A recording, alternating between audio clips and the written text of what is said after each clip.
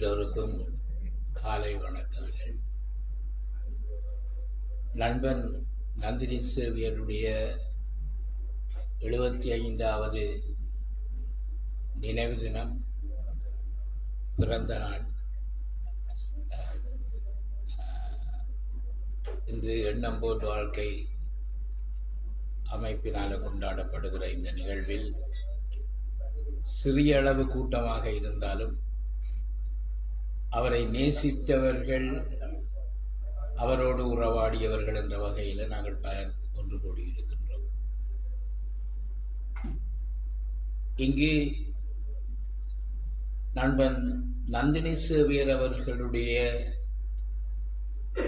இலக்கிய ஆளுமை பற்றியும் அவருடைய சமூக சிந்தனைகள் பற்றியும் அவருடைய அரசியல் நாட்டம் சம்பந்தமாகவும் பலர் பலவிதமான கருத்துக்களை நீங்கள் கூறினீர்கள். ஏறத்தாழ 55 வருடங்கள் நான் அவனோடு உறவு கொண்டவன். ஒருபுறம் இலக்கியம் என்று சொல்லப்படுகின்ற அளவில் அவனுக்கும் எனக்கும் இருந்த தொடர்பு, அதனைத் தொடர்ந்து நானும் அவனும் அனுசரித்த பின்பற்றிய அரசியல் கொள்கைகள் ரீதியாக எங்கள் இருவருக்கும் ஏற்பட்ட தொடர்புகள், என்னுடைய தனிப்பட்ட வாழ்க்கையில் அவன் பங்கு கொண்ட விதம் என்று சொல்லப்படுகின்ற பல்வேறு கோணங்களில் நந்தினி சேவியருக்கும் எனக்கும் இடையே நேசபாசமான உறவுகள் இருந்திருக்கின்றது. நான் நினைக்கிறேன் 1971 ஆண்டு என்று நான் நினைக்கிறேன். திருகோணமலையில் நாங்கள் ஒரு மாபெரிய இலக்கிய விழாவை நடத்தி கொண்டிருந்த வேளையில் தான் நான் நந்தினி சேவியர் அவர்களை முதல் திருகோணமலை இந்து கல்லூரியில் சந்திக்கின்ற வாய்ப்பு எனக்கு கிடைத்தது. அதன் பின்பு நானும் அவனும் இடதுசாரி சிந்தனை வசப்பட்டவர்களாக, நாவண்ணா சண்முகதாசன் என்று சொல்லப்படுகின்ற மாமேதையினுடைய கொள்கைகளை பின்பற்றிய ஒரு அரசியல் விருப்பிகளாக நாங்கள் பயணித்த அடுத்த கட்டம். அதன் நடுவில் நானும் அவனும் யாழ்ப்பாணத்தில் ஒன்று கூடி எங்களுடைய சொந்த வாழ்க்கையில் ஏற்பட்ட பல்வேறு விதமான பிரச்சனைகள் சம்பந்தமாக நாங்கள் கலந்துரையாடிய விதம் என்று சொல்லப்படுகிறது. நீங்கள் எல்லோரும் இதை பற்றி சொன்னாலும் கூட நீங்கள் கூறாத ஒரு புதிய தகவலை நான் உங்களுக்கு சொல்லலாம் என்று நான் நினைக்கிறேன். இது நீங்கள் அறியாத தகவல் என்று சொல்லுவதை விட அறிய வேண்டிய தகவல் என்பது மிக முக்கியம். ஈழத்தினுடைய இலக்கிய வரலாற்றில் 1970 ஆண்டு ஒரு முக்கியமான காலகட்டம். இந்தியாவில் தமிழ் கவிதை வடிவத்தில் ஒரு புதிய உத்தியை, ஒரு புதிய நாட்டத்தை கொண்டு வந்த வானம்பாடிகள் என்று சொல்லப்படுகின்ற குழுவினுடைய வருகை, ஈழத்தில் இருந்த தலை சிறந்த எழுத்தாளர்களாகிய யோவண்ணா பெனடிபாலன், சேனா கதிர்காமநாதன், சேனா யோகநாதன், அண்ணன் டேனியல், தெனியான், அதே மாதிரி மல்லிகை ஆசிரியர் டொமினிக் ஜீவா போன்றவர்கள் எல்லோரும், அத்தோடு பேராசிரியர் கைலாசபதி, பேராசிரியர் சிவத்தம்பி, முருகையன் போன்றவர்கள் எல்லோரும் சேர்ந்து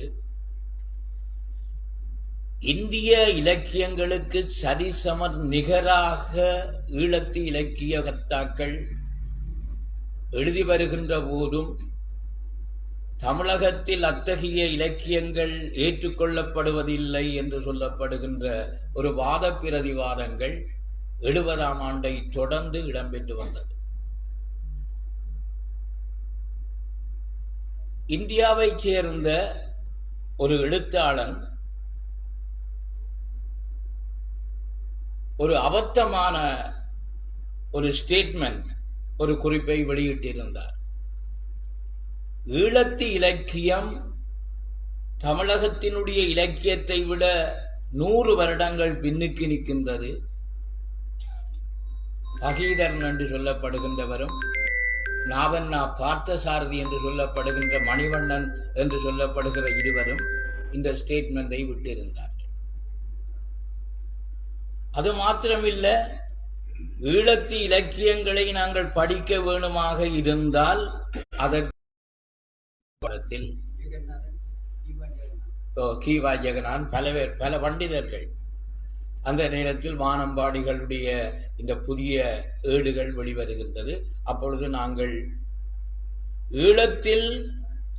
ஈழத்து இலக்கிய போக்கு என்று சொல்லப்படுகின்ற ஒரு போக்கு உருவாக்கப்பட வேண்டும் என்று சொல்லப்படுவதில் கைலாசபதி, சிவத்தம்பி முருகையன், சேனா கணேசலிங்கம், சேனா யோகநாதன், சேனா கதிர்காமநாதன், யோவன்னா பெனடிக் பாலன், தெளிவத்த யோசப் போன்றவர்கள் மிக மும்முரமாக ஈடுபட்ட காலத்தில் நந்தினி ஈழத்து இலக்கிய வரலாறு எழுதப்பட வேண்டும் என்று சொல்லப்படுகின்ற அந்த முன்மொழிவுக்கு பாடுபட்ட ஒரு இலக்கிய புரட்சியாளனாக இருந்தார். 1974ஆம் ஆண்டு அகஸ்தியர் அவர்கள், இப்பொழுது அவர் இறந்து விட்டார் என்று நான் நினைக்கிறேன், அகஸ்தியர் அவர்களும் இன்னொரு இடதுசாரி சிந்தனையுடைய, அதாவது ரஷ்ய இடதுசாரி சிந்தனையுடையவர்களும் சேர்ந்து பண்டார் நாயக்கா மெமோரியல் ஹாலில், இதை நீங்கள் அறிஞ்சிருக்க மாட்டீர்கள், ஒரு ஈழத்து இலக்கிய மகாநாடு ஒன்றை நடத்தியிருந்தார்கள். அந்த மகாநாட்டுக்கு திருவோணமலையில் இருந்து நான், என்னுடைய நண்பன் டாக்டர் தர்மராஜா, நான் பேராதனை பல்கலைக்கழகத்திலிருந்து சென்றிருந்தேன். யாழ்ப்பாணத்திலிருந்தும் பேராதனை பல்கலைக்கழகத்தில் இருந்தும் விஸ்வநாதன் என்று சொல்லப்படுகின்றவர்கள், யாழ்ப்பாணத்தில் இருந்து நண்பன் நந்தினி சேவியர் அவர்கள் எல்லோரும் நாங்கள் வந்திருந்தோம். இந்த மகாநாட்டுக்கு வந்திருந்தோம். வந்தபோது அப்பொழுது இடதுசாரி சிந்தனை என்று சொல்லப்படுகின்ற இந்த மார்க்சிய சிந்தனைகள், அதாவது சீனச்சார்பு கொள்கை என்று சொல்லப்படுகின்ற கொள்கையை அனுசரிக்க நாவண்ணா சண்முகதாசன் போன்றவர்கள் உடைய வழியில் சென்றவர்களாக நாங்கள் இருந்த நேரத்தில், நான் நந்தினி சேவியர் போன்றவர்கள் இருந்த, நல்லே அமிழ்தன் போன்றவர்கள், செல்லிதாசன் போன்றவர்கள் இருந்த காலத்தில் அவர்கள் ரஷ்ய சார்பு கொம்பமாக நடத்தினார்கள். நாங்கள் வாசலில் போன போது எங்கள் 12 பேருக்கு மேலே பிடித்து அடைத்து விட்டார்கள். இது உங்களுக்கு தெரியாது இந்த தகவல்கள். வாசல் பண்டார் நாயக்கா மெமோரியல் ஹாலில் எங்களுக்கு சிக்னல் காட்டப்பட்டது, இவ்வளவு பேரையும் பிடிச்சு அடைக்க சொல்லி. நாங்கள் அடைக்கப்பட்டிருந்தோம் சுமார் 5 மணித்தியாலங்களுக்கு மேல்.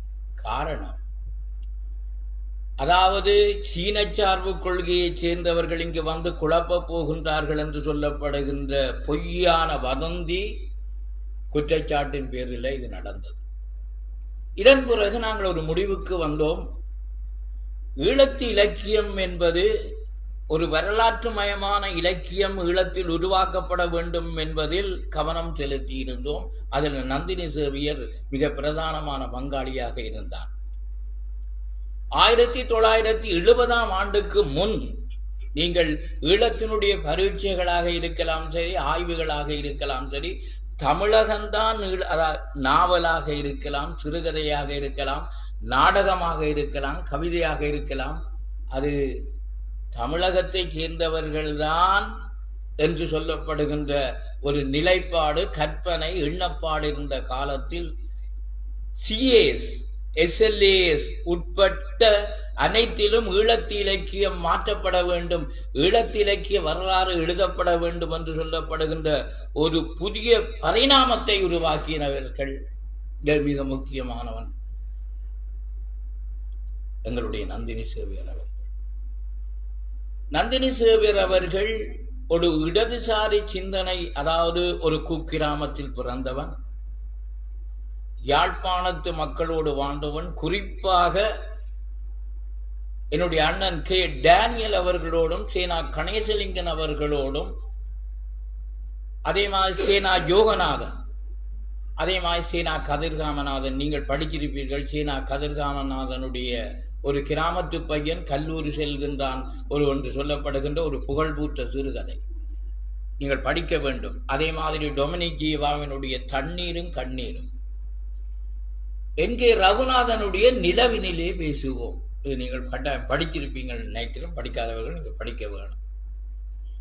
அந்த காலத்தில் சாதியம் என்று சொல்லப்படுகின்றதுக்கு அப்பாலே 1966ஆம் ஆண்டு மாவட்டபுரத்து பிரச்சனைகள் எல்லாம் வலுத்து கொண்டிருந்த காலத்தில், இதெல்லாம் நீங்கள் சில பேர் பிறந்திருக்க மாட்டீர்கள், இந்த மாவட்டபுர பிரச்சனைகள் எல்லாம் வலுத்து கொண்டிருந்த காலத்தில் சாதியம் என்பது வடமாகாணத்தில் குறிப்பாக வடமராட்சியில் தடித்திருந்த காலத்தில் அதை மும்மூரமாக எதிர்த்தவன் நந்தினி சிறுவியர். அந்த எதிர்ப்பின் காரணமாகவே அவன் பல சிறுகதைகளை எழுதினான். இந்த நந்தினி என்று சொல்லப்படுகின்ற பேர் கூட ஒரு விசித்திரமான வருகை. அவன் தன்னுடைய தேவசகாயம் என்று சொல்லப்படுகின்ற பேரில் ஈழநாடு, அப்பொழுது தேசிய பத்திரிகைகள் என்று சொல்லப்படுகிற வீச்சரி தினகரன் என்று சொல்லப்படுகிறது முக்கியம் பெறாத ஒரு காலத்தில் ஈழநாட்டில் தொடர்ந்து எழுதினான். ஒரு நாளும் அது வெளிவந்தது கிடையாது. இதுக்கு என்னடா ஐடியா என்று சொன்னால், என்ன ஐடியா என்று சொன்னால், அந்த பேரை மாத்தினி பொம்பளையாக நந்தினி சேவியர் என்று எழுதின முதலாவது பத்திரிகையிலேயே ஈழநாட்டிலே அந்த அவனுடைய சிறுகதை வெளிவந்தது. நாங்கள் யாழ்ப்பாணத்தில் நாங்கள் பயணித்த போது, இடதுசாரி சிந்தனைகளோடு நாங்கள் பயணித்த நேரத்தில் எங்களோடு ஒத்துழைப்பாக நல்கியவன் என்ன ஒருவன், அவன் இறந்து விட்டான். என்னுடைய நெருங்கிய நண்பன், நந்தினி சேவியருடைய நெருங்கிய நண்பன், நாவாந்துறையைச் சேர்ந்த கே டேனியல் ஆண்டனி. நாங்கள் மூவரும் தான் யாழ்ப்பாண நகரம் முழுவதையும் சுற்றி வந்தோம். நாங்கள் பேசாத கதைகள் இல்லை, பேசாத நாவல் இல்லை, பேசாத கவிதைகள் இல்லை என்று சொல்லலாம். அந்த இடத்தில் இடையில் எங்களுடைய புதுவை ரத்தினதுரை அவர்கள் வந்து சேர்ந்தார்கள். நாங்கள் புதுவை ரத்தினதுரையினுடைய ஒரு தோழனின் காதல் கடிதம் என்று சொல்லப்படுகின்ற கடிதத்தை திருகோணமலையில் முதல் அந்த கவிதையை நாங்கள் வெளியிட்டிருந்தோம், திருகோணமலை இந்து கல்லூரியில். இதற்கு அப்பால அவனுடைய சிறுகதைகள் என்று சொல்லப்படுகின்ற விடயத்தை நாங்கள் அந்த காலத்தில் ஓரளவுக்கு சிறுகதையினுடைய ஒரு புரட்சிகரமான மாற்றத்தை தெரிந்தோ தெரியாமலோ விரும்பியோ விரும்பாமலோ செய்தவன் எங்களுடைய எழுத்தாளர். இந்திய எழுத்தாளர் பேர் என்ன? இல்லை சுந்தரன் ராமசாமி, இவர் ஜெயகாந்தன். ஆனால் ஜெயகாந்தனை கூட அவன் நேரடியாக எதிர்த்தான். ஜெயகாந்தன் ஒரு ரஷ்ய சார்பு கொள்கையை கொண்ட ஒருவர். அவருடைய சில கதைகள், சில நேரங்களில் சில மனிதர்கள், பல சிறுகதைகள், கோகிலா என்ன செய்து விட்டாள், இப்படியான பல இதுகளையும் அவன் விமர்சித்திருக்கிறான். பொதுவாகவே ஈழத்து இலக்கியம் ஒரு ஆரோக்கியமான இலக்கியமாக வளர வேண்டும், அதுவும் நாவல் இலக்கியமும் சிறுகதையும் ஒரு ஆரோக்கியமாக வளர வேண்டும் என்று சொல்லப்படுகின்ற பல விமர்சனங்களை அவங்கள் மேடைதோறும் எழுத்து மூலம் கொண்டு வந்தவன் நந்தினி சேவியர் அவர்கள். உதாரணமாக சொல்ல போனால், நீங்கள் படித்தீர்களோ எனக்கு தெரியாது, படித்திருக்கலாம், சேனா கணேசலிங்கம் அவர்கள் எழுதின நீண்ட பயணம் நீங்கள் படித்திருப்பீர்கள் என்று நான் நினைக்கிறேன். இந்த நீண்ட பயணம் ஒரு மரமேறும் ஒருவனுக்கும் ஒரு சாதியத்தில் உயர்ந்த ஒரு பெண்ணுக்கும் இடையே ஏற்பட்ட காதலை மையப்படுத்தி எழுதப்பட்டது. அதை சேனா கணேசலிங்கன் அவர்களை நேரடியாக விமர்சித்தவன் நந்தினி சேவியர். யதார்த்தம் இல்லாத வெறுமனையே சாதியம் என்று சொல்லப்படுகின்றதை மையமாக வைத்துக் கொண்டு நீங்கள் இவ்வாறு எழுதி இந்த சமூகத்துக்கு ஒரு பிழையான கருத்துக்களை கொண்டு வருகிறீர்கள் என்று சொல்லப்பட்ட விடயங்களை வெளிப்படுத்தியவன். அதே மாதிரி தான் பஞ்சமர் என்று சொல்லப்படுகின்ற நாவல் எழுதப்பட்ட போது கே டேனியல் அவர்களால் பஞ்சமர் என்று சொல்லப்படுகின்ற ஒரு நாவல் எழுதப்பட்ட போது பஞ்சமர் என்று சொல்லப்படுகின்ற சாதிய அமைப்பு வடபுலத்தில் குறிப்பாக வடமராட்சியில் தலைதூக்கி நிற்கின்ற விடயங்களில் இருந்த குறைபாடுகளை அவன் தெளிவாகவே எடுத்துச் சொன்னான். இது அவனுடைய இலக்கியம் சார்ந்த விடயம். வானம்பாடிகள் தங்களுடைய அதுல அப்துல் ரகுமான், அக்கினிபுத்திரன், மேத்தா போன்றவர்கள் மிக அற்புதமான கவிதைகளை எழுதிய ஒரு காலத்துல ஏதோ தெரிந்தோ தெரியாமலோ விரும்பியோ விரும்பாமலோ தமிழனுடைய கவிதை பாரதியாருக்கு பிறகு தமிழனுடைய கவிதை ஒரு புது வேகத்தை பெற்ற மிக முக்கியமான ஒரு காலகட்டம் 1970ஆம் ஆண்டு. அது வானம்பாடிகள். அந்த விஷயத்தில வானம்பாடிகளை தவிர்த்து நாங்கள் தமிழ் கவிதையினுடைய வரலாற்றை மாற்றி எழுத முடியாது. அந்த நேரத்தில் அதை வரவேற்றவன் நந்தினி சேவியர் அவர்கள். நந்தினி தனிப்பட்ட முறையில் நான் உங்களுக்கு சொல்லுவது என்று சொல்ல, நந்தினி இந்த இடதுசாரிச சிந்தனை உடையவர்கள் என்று சொல்லப்படுகின்றவர்களாக இருந்த சேனா கணேசலிங்கம், சேனா யோகநாதன், சேனா கதிர்காமநாதன், ஜோவென்னா பெனடிக் பாலன், கே கணேஷ், மலையகத்தைச் சேர்ந்த கே கணேஷ், அதே மாதிரி தெனியா, அதே மாதிரி மல்லிகை ஜீவா, அதே மாதிரி என் கே ரகுநாதன் போன்றவர்களையும் நேரடியாக விமர்சித்த ஒரு மனுஷன். நீங்கள் இடதுசாரிச சிந்தனை என்று சொல்லப்படுகிற மேலோட்டமான தத்துவங்களை வைத்துக் கொண்டு இந்த சமூகத்தில் புரியோடி போயிருக்கின்ற விடயங்களை ஒரு மார்க்சிய சிந்தனையின் அடிப்படையில, ஒரு இடதுசாரிச சிந்தனையின் அடிப்படையில வெளிக்கொண்டு வருவதற்கு முயலுகின்ற தன்மை இல்லாமல் வெறுமனையே பிரபலியங்களுக்காக எழுதுகின்ற இந்த போக்கை நீங்கள் கைவிட வேண்டும் என்று நேரடியாக சொன்னவன். அதுல குறிப்பாக டேனியல் அவர்களோடு பல டேனியலை தன்னுடைய பிதாமகனாக தரிசித்து நந்தினி சேவியர், நானும் அவரும் அநேகமாக டேனியல் வீட்டுக்கு, டேனியலுடைய கடை வெலிங்டன் தியேட்டர் இந்த முன்பக்கத்திலும் இருக்கின்றது. ஈழத்தினுடைய சிறுகதை போக்கு ஒரு தனித்துவமான போக்காக உருவாக வேண்டும் என்பதில, அல்லது ஒரு தனித்துவமான பாதையில பயணிக்க வேண்டும் என்பதில மலேசியா, சிங்கப்பூர், அமெரிக்கா, இங்கிலாந்து, தமிழகம், தமிழகத்தினுடைய மலையாள பகுதி என்று சொல்லப்படுகின்ற பகுதிகள் எல்லாவற்றிலையும் ஈழத்தில் ஒரு இலக்கிய வளர்ச்சி ஆரோக்கியமாக வளருகின்றது என்று சொல்லப்படுகின்றதை எடுத்துச் சென்றதில் மிக பிரதானமான பங்காளியாக இருந்தவன் நந்தினி சேவியர் அவர்கள். இது எங்கள் பல பேருக்கு தெரியாது. வேலையில்லாத திண்டாட்டத்தின் காரணமாக அவன் வெறுமனையே ஒரு வாசியாகவே திருவோணமலைக்கு வந்தான். பண்பாட்டு திணைக்களத்தினுடைய ஒரு ஊழியனாக கடமையாற்றினான். அந்த நேரத்தில் நான் அதிபராக இருந்தேன். பண்பாட்டு திணைக்களத்தினுடைய புதிய போக்குகளை உருவாக்கியவன் அவன். கிழக்கில் இருக்கின்ற, கிழக்குக்கு முதலே வடக்கு கிழக்கு இணைந்திருந்த காலத்தில் வடகிழக்கில் இருக்கின்ற எழுத்தாளர்களுடைய நூல்கள் வெளியிட வேண்டும் என்று சொல்லப்படுகின்ற விடயத்தை முன்மொழிந்து அதை வெளிக்கொண்டு வந்தவன் அவன் தான். வேறு யாருமே இல்லை, வேறு யாருமே அங்கே இருக்க இல்லை. அதே நேரத்தில் அவனோடு கைகோத்து ஒத்துழைத்தது வில்வரட்னம் அவர்கள். வில்வரட்னம் அவர்கள் கைகோத்து, ரெண்டு பேரும் ஒரே இது. நீங்கள் உண்ட கவனிக்க வேணும், வில்வரட்னத்துக்கும் நந்தினி சேவியருக்கும் இடையில அரசியல் கொள்கை ரீதியாக இந்த உடன்பாடும் கிடையாது.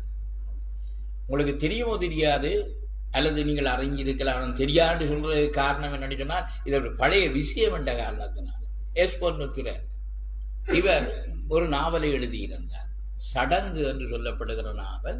சேனா கணேசலிங்கம் என்று சொல்லப்படுகிற எழுதினவர் சடங்கு என்று சொல்லப்படுகிற நாவலை எழுதியிருக்கிறார். இந்த எஸ்பொன்னுத்திரை என்று சொல்லப்படுகிறவர் தளியசிங்கம் என்று சொல்லப்படுகின்ற ஒருவருடைய வழியை பின்பற்றி அந்த நாவல் மிக கேவலமான தரங்கெட்ட நாவலாக இருந்த ஒரு விஷயம். அந்த நாவலை நான் சொல்ல விரும்ப இல்லை. அது வெறும் ஆணியல் பாலியல் துன்பங்களை சொல்லுகின்ற ஒரு கேடுகட்ட நாவல். அந்த நேரத்தில் அதை ஆதரித்தவர்கள் யார் என்று சொன்னால் இந்த வில்வரட்னம் ஆனா இயேசுராஜா போன்றவர்கள். அவர்கள் தளியசிங்கத்தின் பாதையில, அதாவது மார்க்சியம் என்று சொல்லப்படுகிறதுக்கு எதிரணியாக சென்றவர்கள். இவன் மார்க்சியத்தை வழியொட்டி சென்றவன். ஆகவே ரெண்டு பேரும் கொள்கை அளவில் ரெண்டாக இருந்தாலும் அவர்கள் இலக்கிய ரீதியாக ஒன்றுபட்டுத்தான் அந்த பல விடயங்களை செய்தார்கள். தனிப்பட்ட வகையில நான் நந்தினியை பற்றி சொல்ல வேண்டும். எனக்கு பல்வேறு விதமான துன்பங்கள் வந்த காலம் 1970-74 ஆண்டு காலப்பகுதியில பல்வேறு சவால்களுக்கு மத்தியில நான் வாழ்ந்து கொண்டிருந்த ஒரு காலம். நாங்கள் இருவரும் மாலையில ஒரு 4 மணிக்கு ஒன்று கூடுவோம். கிட்டத்தட்ட 9 மணிக்கு அவன் ஒரு சின்ன ரூமில் இருந்தான். அது உங்களுக்கு தெரியுமோ? தெரியாது. உங்களுக்கு தெரியாது. நீங்கள் கல்யாணம் செய்து உங்களை நினைப்பதற்கு முதல்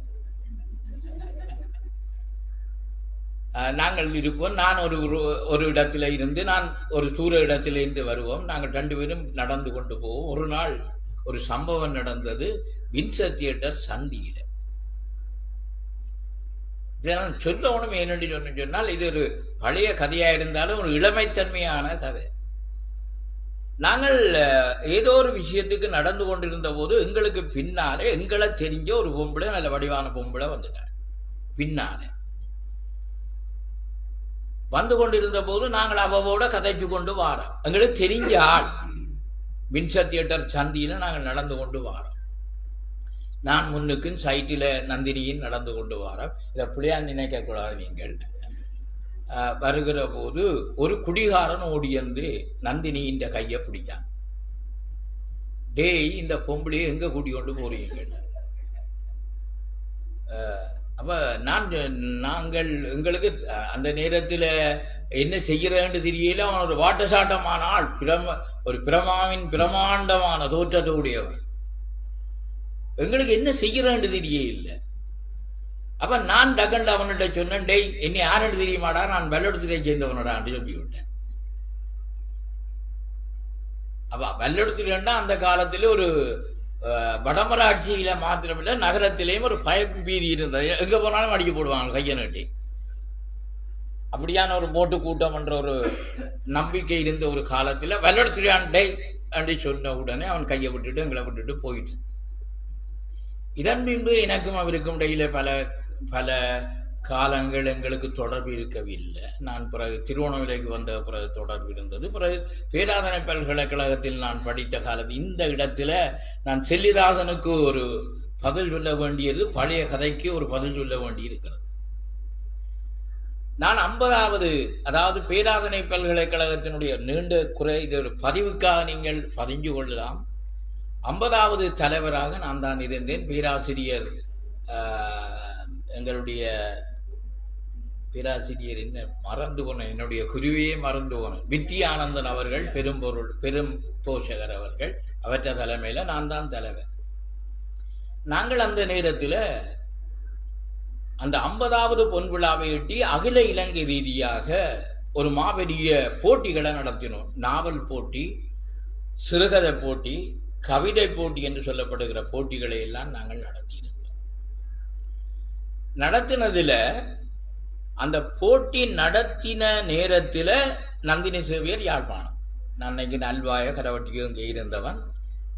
நான் அவனோட தொடர்பு கொண்டு இதுக்கு நீ ஒரு கவிதை, ஒரு சிறுகதை எழுத வேண்டும் என்று இருந்தான். அதே மாதிரி புதுவை ரத்தினத்துடைய ஒரு கவிதையை எழுதியிருந்த நேரத்தில் அந்த 2 பேருக்கும் பரிசு கிடைச்சது. உதாரணமா நந்தினி சேவியருடைய அந்த சிறுகதைக்கு ஒரு 1வது பரிசும், புதுவரத்தினுடைய கவிதைக்கு முதலாவது பரிசும் இரண்டாவது பரிசு இங்கே இருக்கிற ரத்ன விக்னேஸ்வரன் என்று சொல்லப்படுகிறவர் எல்லோருக்கும் நாங்கள் கொடுத்து இதண்ட நேரத்தில் நான் கொடுத்தது ஒரிஜினல் தங்கப்பதக்கம். பேராதனை பல்கலைக்கழகத்திலிருந்து யாழ்ப்பாணத்தில் கண்ணாதிட்டி என்று சொல்லப்படுகிற ஒரு இடத்துல தங்க மாளிகையில போய் நந்தினி சேவியருக்கு அதை கொடுத்தேன். நந்தினி சேவியருக்கு கொடுத்தது ஒரிஜினல் தங்கப்பதக்கம். நான் எப்பொழுதுமே அந்த டூப்ளிகேட் மீது அவ்வளவு நம்பிக்கையோடு ஒரு பொருளை வாங்குறதா இருந்தாலும் நான் டூப்ளிகேட் இந்த ஷர்ட்டை வாங்குறதா இருந்தாலும் ஒரிஜினல் தான் வாங்குவேன். அது என்னுடைய பிறந்த பழக்கம், பிறவி குணம் என்று சொல்லுவோம். அதுதான். ஆனபடியா ஒரு விஷயத்தை மனதில் நீங்கள் வச்சிருக்க வேண்டும். 2 விடயம். நந்தினி சேவியருடைய வரலாறு, வாழ்க்கை வரலாற்றை யாராவது எழுதுவதாக இருந்தால், ஆராய்வதாக இருந்தால் அவனுடைய 2 விஷயத்தை நாங்கள் எழுத வேண்டும். ஒன்று, அவன் ஈழத்து இலக்கிய அதாவது ஈழத்து இலக்கிய வரலாற்றை ஒரு தேசிய வரலாறாக மாற்றுவதற்கு உழைத்த மூத்த முன்னோடிகளில் ஒரு தலை சிறந்த முன்னோடியாக அவன் திகழ்ந்தவன். ஈழத்து இலக்கியம் என்று சொல்லப்படுகின்ற மரபை உருவாக்கியதில் பிரதான பங்காளி அவன். அவனுக்கு பிறகுதான் நீங்கள் கைலாசபதியாக இருக்கலாம், சிவத்தம்பியாக இருக்கலாம், கணேசலிங்கனாக இருக்கலாம். நானும் அவனும் கணேசலிங்கம் வெளியிட்ட குமரன் என்று சொல்லப்படுகின்ற பத்திரிகையில தொடர்ந்து எழுதினோம்.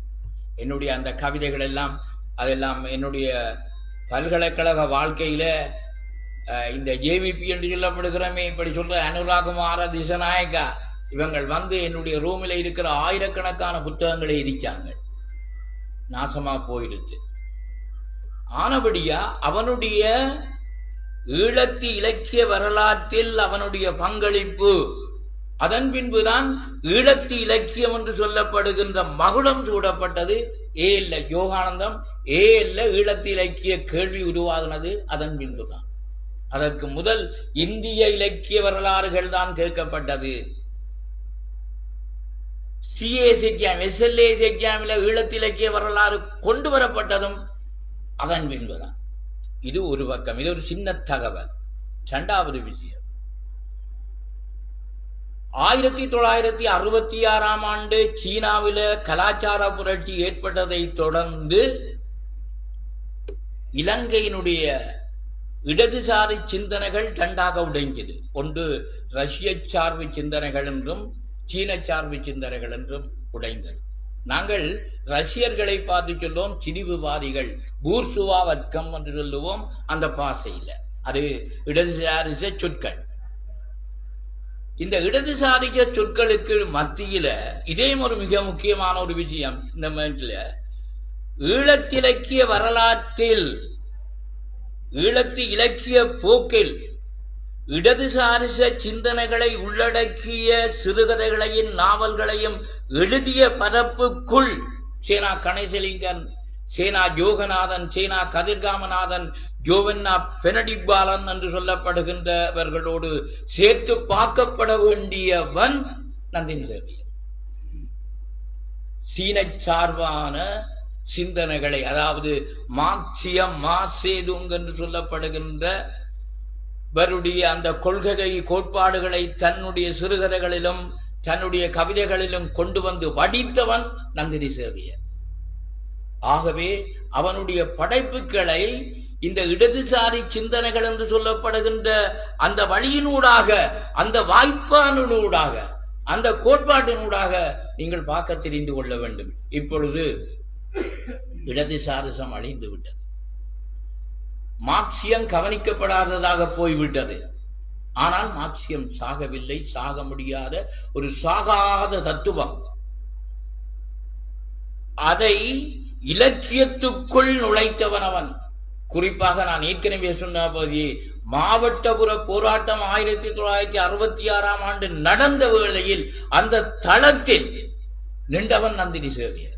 உங்களுக்கு தெரியாது, மாவட்டபுரத்தில் போய் அந்த அதாவது அந்த இழிசாதிக்காரர்கள் என்று வேண்டுமென்றே குற்றஞ்சாட்டப்பட்டவர்கள் மாவட்டபுரத்துக்குள் உள்ளுடைய கூடாது என்று சொல்லப்படுகிற போராட்ட காலத்தில் அந்த வாசலில் நின்றவன் அவன். இவ்வாறு அவன் பார்க்கப்பட வேண்டும். வெறுமனையே நாங்கள் அவனுடைய நினைவுகளை வெறுமனையே வெறும் உரையாகவும் வெறும் கொண்டாட்டங்களாகவும் மாத்திரம் இல்லாமல் அவனுக்கு நாங்கள் ஒரு தானம் பண்ணுவதாக இருந்தால், ஒரு அர்ப்பணிப்பு செய்வதாக இருந்தால், யாராவது உதாரணமாக பவித்திரன் போன்ற இளைய தலைமுறைகள் இருக்கிறார்கள், அவனுடைய வாழ்க்கை வரலாற்றை பொதுவாகவே திருவோணமலையினுடைய இலக்கிய கர்த்தாக்களுடைய வாழ்க்கை வரலாறு எழுதப்படுவதில்லை, பார்க்கப்படுவது செய்ய வேண்டும் என்று கூட்டிக் கொண்டு நான் அவனோடு பழகிய பாதைகள் இன்னும் பல விஷயங்கள் இருக்கிறது, சொல்ல முடியாமல் இருக்கின்றது. தனிப்பட்ட வாழ்க்கையில பல விதங்களை நாங்கள் சந்தித்தவர்கள். குறிப்பாக நான் அவனோடு அறிமுகமானது ஒரு இலக்கிய கர்த்தாவாக. அதன் பின்பு நான் சண்முகதாசன் போன்றவர்களோடு நாங்கள் வகுப்புக்கு போன போது அவரோடு அரசியல் மயப்பட்டு நானும் நந்தினியும் சண்முகதாசனோட கூட நாங்கள் பிரச்சனைப்பட்டிருக்கிறோம். திருவோணமலையில் நெல்சன் தியேட்டருக்கு பக்கத்துல உங்களுக்கு தெரியாது சூசப்பிள்ளை கடைன்ற ஒரு கடை இருந்தது. அது கச்சார் கடை, மறந்து போறோம். அதை பற்றி தர்மராஜா ஒரு கவிதை, ஒரு சிறுகதை எழுதியிருக்கிறான் 1971-70 என்று சொல்லி. அதுக்கு பின்னாலே ஒரு இது CTUFO SHGO ஏதோ ஒரு அதுல சண்முகதாசன் வந்திருந்தார். சண்முகதாசன் ஒரு மகா கட்டிக்காரன். நான் எங்களோட செல்லிராஜன் சொன்ன மாதிரி கார்த்திகேஷ் மாஸ்டர், சண்முகதாசன், செந்தில் எல்லாம் சரியான பயங்கர கட்டிக்காரங்க. இந்த 3 பாஷையும் நல்லா பேசுவார். அதாவது ஆங்கிலத்துக்கு சமமாக சிங்களம், சிங்களத்துக்கு சமமாக தமிழ். அதிலையும் சண்முகதாசனிடம் இருந்த ஒரு விஷயம் என்னென்று சொன்னால், இடதுசாரிசம் என்று சொல்லப்படுகின்றதில் எவ்வளவு பாலாயமுடையவராக இருந்தாரோ அதே மாதிரி இந்து மத கொள்கைகள், இந்து மதத்தினுடைய தத்துவங்களையும் சொல்லக்கூடிய வல்லவராக இருந்தார். உங்களுக்கு தெரியாத புராணங்களெல்லாம் அப்படியே சொல்லுவார். அதாவது அருணகிரிநாதருடைய திருப்புகளை அப்படியே மாறாமல் சொல்லக்கூடிய ஒரு கட்டிக்காரர். அவரோட கூட நாங்கள் பிரச்சனைப்பட்டிருக்கிறோம். அதாவது நந்தினி எழும்பிடுவான், எழும்பி சொல்லுவான், ஐயா நீங்கள் சொல்றது போல, ஐயா தான் சொல்லுவார், ஐயா நீங்கள் சொல்றது போல, இப்படி சொன்னா என்ன ஐயா, ஏன் ஐயா இப்படி சொல்றீங்கன்னு சொல்லுவார். அப்படி அரசியலில் ஒரு கூர்மமாக, ஒரு தலை சிறந்த ஒரு பானமாக திகழ்ந்தவன். அதாவது இந்த ராவணன், அதாவது ராமற்ற கையில இருக்கிற வில்லு அரிச்சுனன் கையில இருக்கிற வில்லை போல மிகச் சிறந்த ஒரு கூர்மையாளனாக இருந்த நந்தினி இந்த மண்ணில் தொடர்ந்து வாழ வேணுமாக இருந்தால் அவனை பற்றிய ஒரு வரலாற்று ஆய்வை நீங்கள் செய்ய வேண்டும். குறிப்பாக பல்கலைக்கழகங்கள், இந்த பல்கலைக்கழகம், கிழக்கு பல்கலைக்கழகம், திருவோணமலையில பல்கலைக்கழகம் கொண்டு வர வேண்டும் என்று 1951ஆம் ஆண்டு கேட்டான். 51ஆம் ஆண்டு பல்கலைக்கழகத்தினுடைய ஒரு நிறுவனம் இங்கே நிறுவப்பட்டது. 1974ஆம் ஆண்டு யாழ்ப்பாண பல்கலைக்கழகத்தை அதாவது ஸ்ரீமா பண்டார் நாயகா வேணுமென்று உண்டாக்கினார். திருவண்ணாமலைக்கு பல்கலைக்கழகம் வரை இல்லை. திருவண்ணாமலைக்கு பல்கலைக்கழகம் நிறுவ வேண்டும் என்று சொன்ன உடனே ஜிஜி பொன்னம்பலத்துக்கும் SAB செல்வநாயகத்துக்கும் இடையில கொள்வார். ஜிஜி பொன்னம்பலம் சொன்னார், உங்களுக்கு தெரியுமோ கேளுங்க, இந்து பல்கலைக்கழகம் என்று சொல்ல வேணும் என்று. செல்வநாயகன் சொன்னார், இல்ல தமிழ் பல்கலைக்கழகம் வேணும் என்று. ஆனா ரெண்டும் நடக்கையில் சி சுந்தர்லிங்கம் என்று சொல்லப்படுகிறவர், பவனியாவினுடைய அடங்காத்தமனன் சி சுந்தர்லிங்கம் என்று சொல்லப்படுகிறவர் சொன்னார், டே கொண்டு வாடா, என்னண்டானா என்ன கோதாரி என்றாடா, கொண்டு வாடா திருவண்ணாமலை கண்டு எழுதினார். பெரிய விஷயங்களா. எத்தனையாம் ஆண்டு? 1960, 65, 66ஆம் ஆண்டு. இதன் பின்பு யாழ்ப்பாண பல்கலைக்கழகத்தை வேணுமென்று பரமேஸ்வரா கல்லூரியை உருவாக்கினார்கள். அதெல்லாம் உடைச்சு உண்டுவாக வேணுமென்று திருவோணமலையில பல்கலைக்கழகம் வரக்கூடாது. 1982ஆம் ஆண்டு அடுத்த பல்கலைக்கழகம் வந்தது. கல்லணை பல்கலைக்கழகத்தோடு சேர்ந்து அடுத்த பல்கலைக்கழகம் கிழக்கு பல்கலைக்கழகம் வந்தது. திருவோணமலையை கொடுக்கக்கூடாது. இதுக்கு பிறகு தென்கிழக்கு பல்கலைக்கழகம் வந்தது. திருவோணமலைக்கு கொடுக்கக்கூடாது. திருவோணமலையினுடைய ஒரு பாதியாக அந்த பல்கலைக்கழகம், அது இன்றைக்கு ஒரு வளாகம், அது இல்லை. ஒரு பல்கலைக்கழகம் வந்திருந்தால் திருகோணமலையைச் சேர்ந்த பலருடைய ஆய்வுகள் அங்கே ஆயப்பட்டிருக்கும் என்று கூறிக்கொண்டு எனக்கும் நன்ற வாய்ப்பளித்த என்னுடைய நண்பனை பற்றிய சில தகவல்களை உங்களுக்கு சொல்லுவதற்கு வாய்ப்பளித்த இந்த நிறுவனத்தை ஒன்று கேட்கிறேன். இது மாதிரி நந்தினிய மாதிரி யோகநாதன் வார சொன்ன பல பேர் இருக்கிறாங்க. உதாரணமாக தம்பி தில்லமுகல, வைத்திலிங்கம், ஆனா அமரசிங்கம், ராஜதர்மராஜா, இப்படி கணக்க பேர் இருக்கிறாங்க. அவங்க எல்லாரையுமே ஒரு தொகுத்து அவங்களுக்கும் ஒரு ஞாபகத்தன்மையான கவனிக்கக்கூடும். அன்றைக்கு ஒரு செல்வநாயகத்தின் ஒரு மீட்டிங் வச்சாங்க. அந்த செல்வநாயகத்தின் மீட்டிங்ல செல்வநாயகத்தை பற்றி தானே பேசணும், சம்பந்தரை பற்றி பேசுறாங்க. சம்பந்தர் அது கட்டணும் இது கட்டணும் அப்படி கட்டணும், இதெல்லாம் தேவையில்லாத வேலை, இதான் தேவையில்லாத வேலை. அவரை பற்றி செல்வநாயகன் தந்த செல்வநாயகத்தை பற்றி பேசுறாங்க. என்ன சும்மா அந்த பவித்திரன் தந்த செல்வநாயகத்தை பற்றி பேச வேண்டிய எவ்வளவு விஷயம். அந்த ஆளுந்த தத்துவம், அந்த ஆளுந்த பாராளுமன்றத்தில் பேசின பேச்சுக்களையே ஆராய்ச்சி எத்தனை விஷயம் சொல்லுது. அந்த ஆளுந்த பிலோசபி, அந்த ஆள் செய்த ஒப்பந்தங்களை பற்றி எத்தனை விஷயம் பேசலாம். இந்த சம்பந்த சாரங்கட்டையில் என்று பேசுறீர்கள், இதெல்லாம் தேவையா என்று கூறிக்கொண்டு இது ஒரு ஜோக்குக்கு சொன்ன விஷயம் எழுதுங்கோ என்று கூறிக்கொண்டு நன்றி, வணக்கம்.